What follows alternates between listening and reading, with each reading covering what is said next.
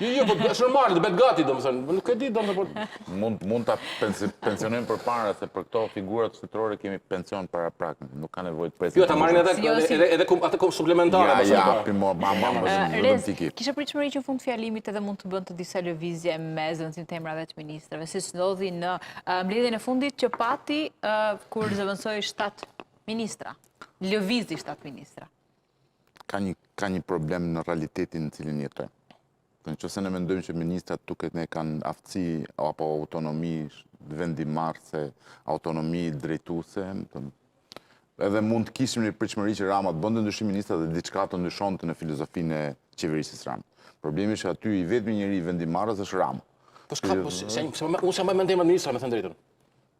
As emër s'kam bërë. Kështu që në këtë këndvështrim do ndryshojnë 3 emra, 5 emra, 7 emra, po 11 emra, nuk ndron gjë për sa kohë filozofia ngelet e njëjtë. Që të kuptosh filozofinë se si qeverisë Rama, mjafton që shkosh rastin se drejtoreshës postës në Durrës, që shkon tek dhoma ku ishin parat, merrte një çantë ikë. Kjo është filozofia e kësaj qeverie. Nuk mund të marrësh një rast të izoluar për bërim. Filozofia e kësaj qeverie nuk po ta marrë që ta kesh në kuadrin e shembullit vizual, sepse kështu për shembull ligjor të jam sa duash, më shif akshin, shif ashokën, shif merr me zgjidh ti një institucion këtë do ti. Dhe hajde të shikojmë kush është filozofia me cilin punon ai institucion.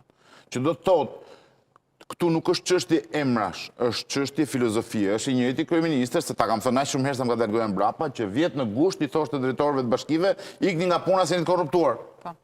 Tash si mund ndroi ky shteti se u ndruan 5 emra? Këtu duhet o janë anonim.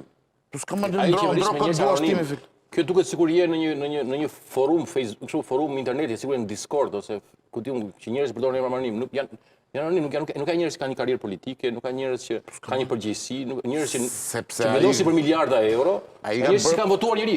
Ka bërë një PR që PR-i i Ramës ka qenë gjithmonë i fokusuar ke individi Rama, që do të thotë çdo betejë Rama mendonte që fitonte vetë. Dhe deri diku historia i ka dhënë drejt sepse ai perceptohej si personi që gëzonte popularitetin më të madh. Problemi që ka Rama sot dhe pse nuk i vlen më asnjë veprim që mund të bëjë përveç dorëheqjes, është që ky populariteti individual ka rënë jashtëzakonisht poshtë. Të njerëzit nuk e perceptojnë më Ramën si këtë figurën e vetme në sferën politike shqiptare e cila mund ta çojë Shqipërinë përpara. E perceptojnë sot si penguesin më të madh të zhbërjes të sistemit politik në Shqipëri. Sepse nëse ka një pengues është Rama, i dyti mbas Ramës është Berisha. Po në popularitet, tek protestuesit, tek turma, tek mediat, apo tek shoqëria civile, do të kishte impakt nëse do të bënte disa lëvizje